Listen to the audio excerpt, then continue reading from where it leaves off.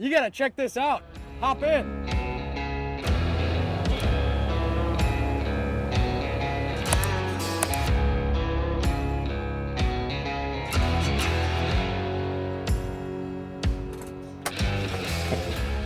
Hello and welcome back to another Cedar Creek Motorsports tutorial. This time we're going to be going through the Polaris 7S display powered by Ride Command that's in this Polaris XP1000 Northstar. Hop in, let's get to it.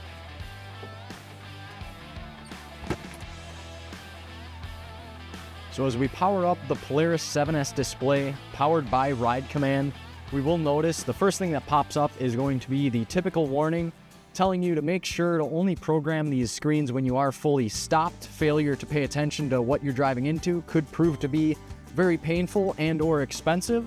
Now that will time out. There was also that OK button if you want to skip past that a little quicker.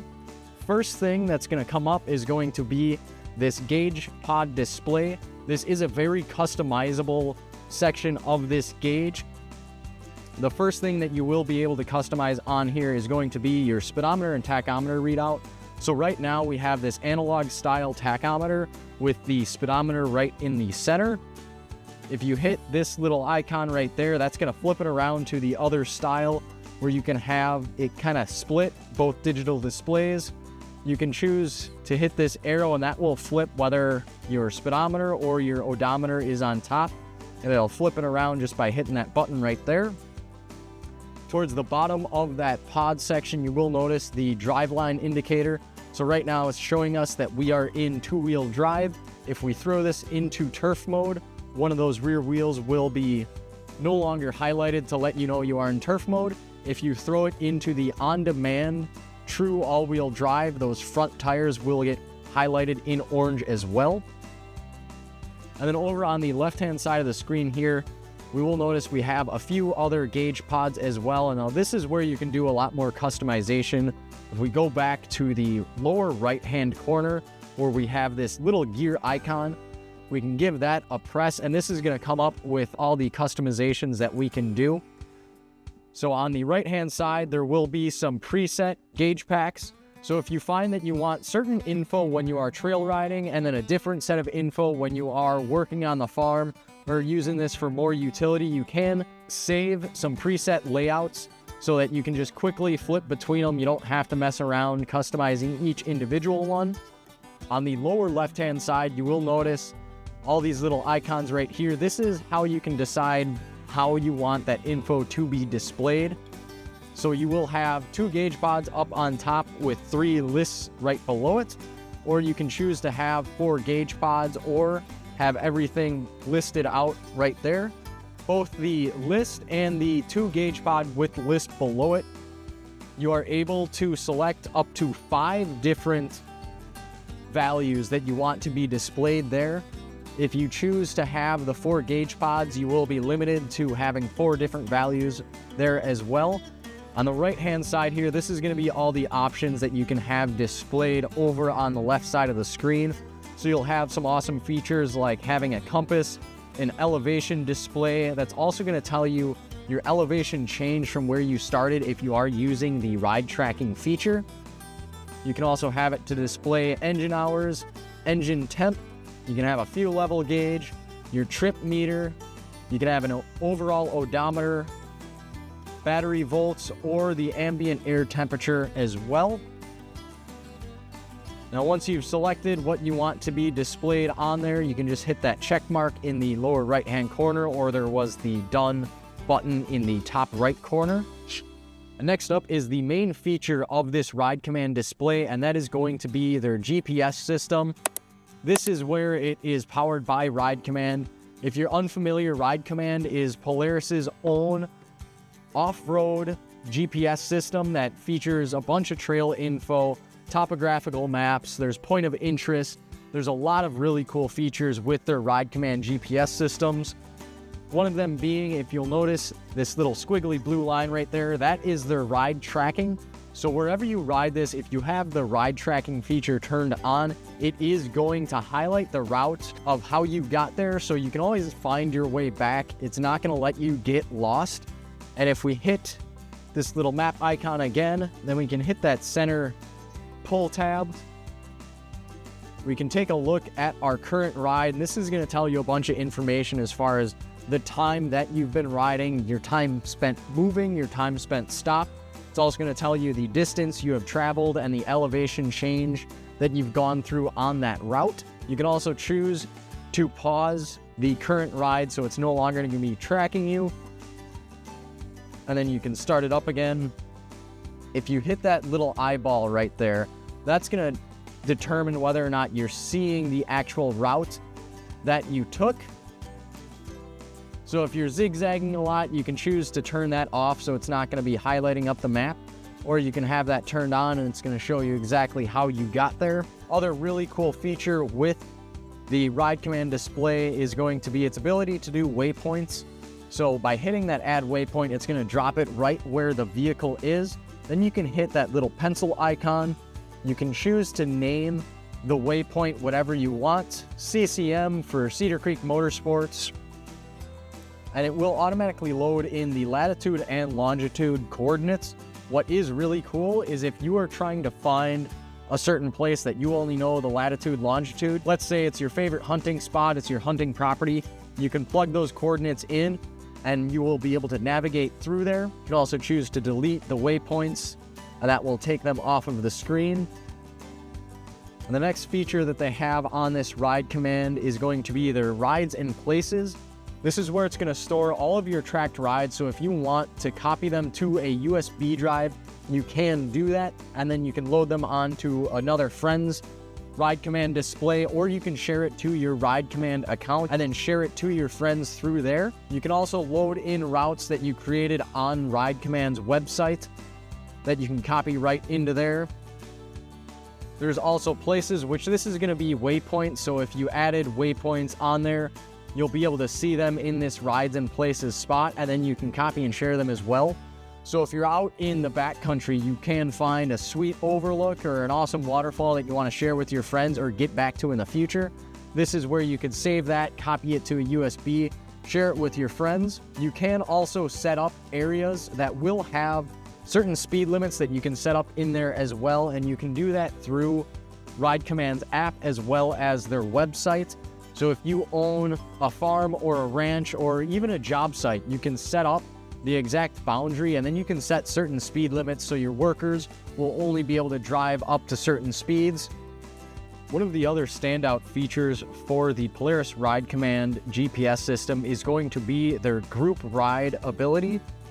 There's two different ways that it goes about giving you group ride functionality. One of them is going to be their mobile phone group ride. Now that's going to work within cellular service range only, and it does require a tethered mobile phone, but it gives you unlimited range between each of the vehicles as long as they are within cellular service range. And it also works with people who do not have a Ride Command GPS display in their vehicle. It also works with people who are only using the Ride Command mobile app. They are still able to get in on the group ride, so if they have a different brand vehicle or they just have a Polaris that doesn't have the 7S display, they are able to use their phone, and you guys are still able to use group ride functionality. The other way it does group rides is going to be vehicle to vehicle. Now this is going to work beyond cell coverage. It's not dependent on cellular towers. However, it does require that every vehicle has the installed vehicle-to-vehicle antenna, which does come standard on model year 2020 Polaris vehicles that come with the Ride Command display. Now this is going to have a limited range. It's going to be 1 mile between each of the vehicles. However, you don't have to worry about being within cellular coverage in order to use that. So if you are out in the backcountry or the North Woods, you can use vehicle-to-vehicle group ride functionality and keep track of your buds. Another cool feature with the group ride is going to be these help alerts. So when you are in a group, you can go here and you can send out an alert to the people in your group to let them know you need some assistance, and they can find you on the GPS display, whether it's you need gas brought to you or you crashed into a tree. You can send that alert out and the rest of your group can come and find you, which is a really cool safety feature that they did put in there. And it wouldn't be a GPS system if it didn't have point of interest capability. So we will notice that we have these kind of restaurant icons, and then we have a gas station icon as well. As long as you are zoomed in far enough on the map, it will show you those point of interest. So if we zoom out, it will show us some more spread out ones, but if we zoom too far out, it's not going to show us all of the points of interest. So as long as you are zoomed far enough in on the map, it will show you local restaurants and gas stations as well. And it'll pop up, tell you the distance to it. And then if you hit the info, this is where you'll find the address, phone number, and then their hours as well. Another section on the Maps tab is going to be the Maps Layers menu. This is where you are going to be able to select whether or not you have topographic lines or hill shading on the map. Topographic lines will help you know the type of terrain that you're going to be running into, and the hill shading will kind of make it a little more 3D of a map, makes it look a little cooler. For the satellite map and the land info, you do need to have your phone paired and to have hotspot tethering to this Ride Command display. It will use your cellular data, so that will then give you the functionality to have a satellite image map and then have all the land info on there as well. You can select to have your current ride track shown on the screen, and then it will have the option to display all of the local trails, and it does have a color-coded index, so you know what kind of trail is being shown on the display and whether or not your vehicle can go on there. So this being a Ranger XP 1000, it's going to be more than 50 inches, so we would be looking at trails with that red or the orange highlight on there. That is going to be ones that this Ranger is allowed to go on in Wisconsin. If we go back to the Maps tab here, we then have another option where it says Maps Gauges, and this is where you can select what's going to be shown in the lower left-hand and right-hand corners.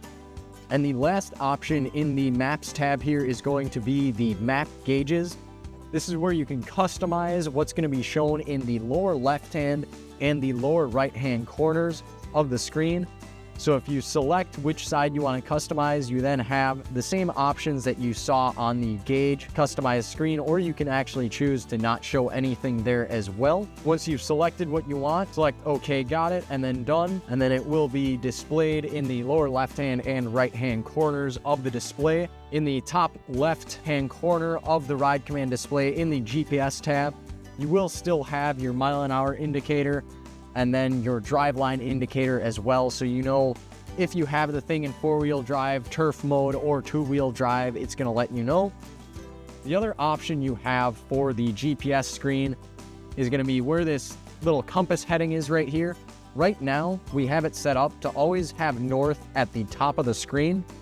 If we hit that compass icon right there, it is now going to have course up, so the heading of the machine is always going to be at the top of the screen, and then you will have a compass that shows you what your heading is, and then you hit that again. It's always going to keep north locked on top of the screen. One of the other amazing features that you get with any Polaris that is equipped with Ride Command from the factory is going to be their built-in audio system. In this Ranger, it does have JBL speakers. Now, the first tab that pops up when you select that music button right there is the FM tuner, since I didn't have any Bluetooth paired to this yet. Now, this will be your basic FM tuner. You do have presets on the bottom that you can set.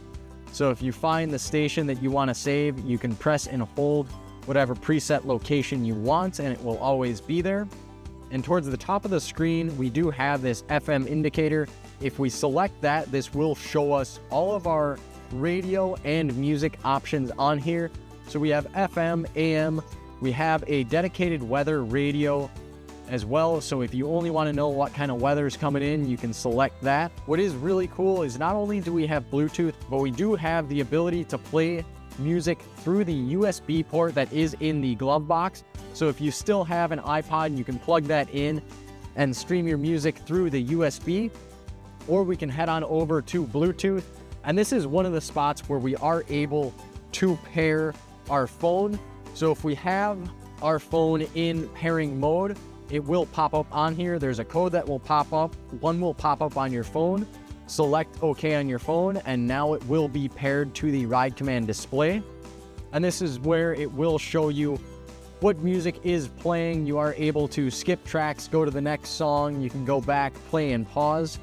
And if we hit this gear icon, this is going to bring up the audio setting menu, so you can select to customize the fade front and rear, as well as the balance left to right, so you can customize where the sound is coming from. You can also select the equalizer. This is going to give you a 5-stage equalizer, so you can really tune to whether you're listening to the radio or your music. You can play around with these to get it sounding exactly how you'd like. And you do have the option for automatic volume control, which is going to decrease the music volume at certain times depending on what you're doing. If you're getting notifications from group ride or you're getting a phone call in, it can automatically change the volume there. And then you have the option to clear all of your radio presets as well. And if we hit all settings right there, we will see one more option, and that's your radio tuner region. So let's say for some reason you ship this thing overseas, you are able to still get radio wherever you take the machine. Now, since we have our phone paired, we can select the phone icon right there. And if you chose to let your phone share all of its info with the ride command display, this is where you would see recent calls, your contacts, as well as any sort of messages that you got through your phone will show up on here. And then you can hit devices as well, and this will show you either your phone or a headset that you have paired. If you do want to use voice functionality through here, you want to actually make phone calls, you will need to pair a headset. There is not a built-in microphone on the Ranger XP1000 Northstar. That is something you will need a Bluetooth headset for, but you can pair it right there. And if we hit this star icon in the middle right here, this will bring down this options menu. We can either go back to the gauge screen that we initially had. Right next to that, we do have this camera option. So on the XP1000 Northstar, it does come factory with a rear-facing camera, and that is how you can decide to view that. And if we hit that front arrow, we will notice right now it is blank. If you decide to add a front-facing camera, that is how you would be able to view that. The other way that you can view the rear-facing camera is if you have the machine turned on and you put it into reverse, it will automatically come up with the rear-facing camera. And if you go back to park or one of the forward gears, that camera display will go away. Another really awesome feature they have on here is their game camera. On some other Polaris models, you would see that listed as a media viewer. What that is a way for you to connect a USB drive to the USB socket in the glove box or an SD card through a USB SD adapter. And then you can view photos and videos that you have taken or ones that have come from your game camera, so you can see all the awesome animals that are going through your hunting spot, so you can really get prepared or show off to your buddies. And then right below that game camera option is this import-export tab. So through that same USB drive, this is where you can either dump files onto the USB, or you can have them come over from the USB that you've loaded on there from Ride Command's website, where you've planned a ride or a friend has shared a ride with you. You can load that onto this display and then make sure you take the same route as them, or you wind up at the same location that they were planning on. Or you can do that over the air. If you log into your account for that function, you will need your phone tethered through hotspot to use the cellular service in order to use it over the air. Otherwise, you have those USB plug-in options. And then on the right-hand side of this drop-down menu here, we will have the option to turn the display off, as well as change the display brightness manually, or you can select auto brightness right there. You do have the option to change the theme of the display. You can either have it in a daytime theme or a nighttime theme, or select auto, and it's automatically going to switch depending on ambient lighting. And if we hit this notifications tab, this is where any messages from the group ride messaging system are going to pop up, and this is where you will be able to view them. And in that lower right hand corner, we can hit all settings. First thing that will pop up is a bunch of vehicle info, so stuff like your VIN, the exact model number, the odometer reading, how many miles to the next service, which is really handy to know, total engine hours. It's also going to show you what software this is running, and then what maps that you have loaded on here. And then if we select this next button right here is the general settings. And then if we select this general tabs right here, this is where we'll have a bunch of other info. We can go to our account. This is where you can log into your Ride Command account if you have this paired to the internet through your hotspot tethering. We can also view all of the Bluetooth devices that are connected to this. So we can choose to disconnect them. We can also choose to forget them if you no longer want it to pop up on here or automatically pair. What's really cool is you do have this passcode security. Polaris calls this their pin activated security system. So if you select that, you are going to be able to set a code that will either work as an ignition lockout. It will also work for some other features we'll get into in a little bit. You can choose your language, what units it's going to display as far as speed and temperature, and then you can get to system information here. This is going to have more to do with the kind of firmware, how this exact Ride Command display is running. You also have this privacy tab if you want to choose not to share any of the data or location service on here.